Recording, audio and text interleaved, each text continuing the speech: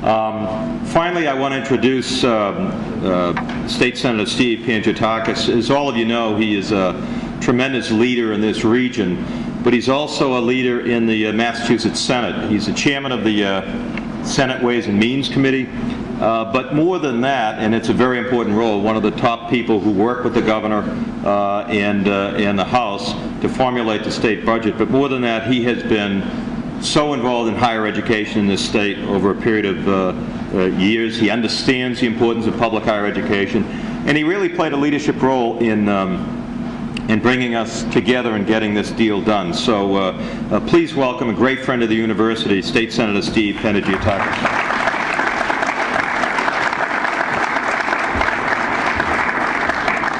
Well, it's great to be here. When I think about it, I think about 1994. I think the mayor alluded to it. It was a very divisive issue in many ways in this city. It was divided pretty evenly whether the city wanted to go forward and bond the money for the project or didn't. And in fact, the final vote was very, very close. But at the end of the day, once that vote was made and it was passed, I think everybody, whether it was political leadership, whether it was community leadership, whether it was our business leadership, we all got together and said, we're going to make this the best arena we possibly can. One group has stewarded this arena from the beginning, and that was the Arena Commission. And there's some of their members here today, and I have to give them a great deal of credit for getting us to this point. They did a wonderful job managing it and keeping everything together. There's a couple other people I have to thank who aren't here, but have to be thanked. They were there at the embryonic stage. Back in 1994, I was in the House of Representatives. Only a few of us have been in politics since then, all the way through.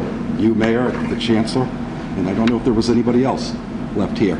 We're still standing, I guess. At least you and I are. I don't know about him over there. But there were two people, when I was in the House of Representatives, literally, I couldn't get you a brick for this building. I was always voting against the Speaker.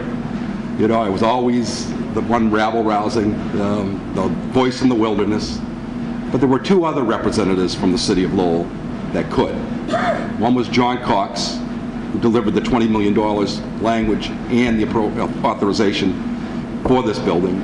And the other one was Eddie LaLashia, who the stadium is named after, who delivered the language and the authorization for that building. And when it went over to the Senate, we were lucky to have Senator Dan Leahy there to make sure, to shepherd it through, to make sure it got to the governor's desk. Those three people, of everybody, except for Paul Tsongas, were more important in the birth of this arena than anybody else. But since that time, this arena has gone from birth into childhood, and it's been nurtured along the way by the city, wonderful, the university.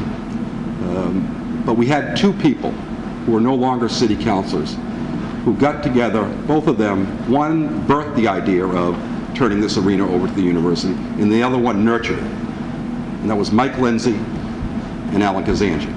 And the rest of the city council, to their credit, stood up and said, you know what, it's the right thing to do. Everything that needs to be said has been said. So let me just leave you with this. The city of Lowell saves $1 million a year for their taxpayers, and they get a professionally run arena staying here in its city limits. The university, for $1, gets a $28 million arena. I would say that that's a win-win for both. Thank you.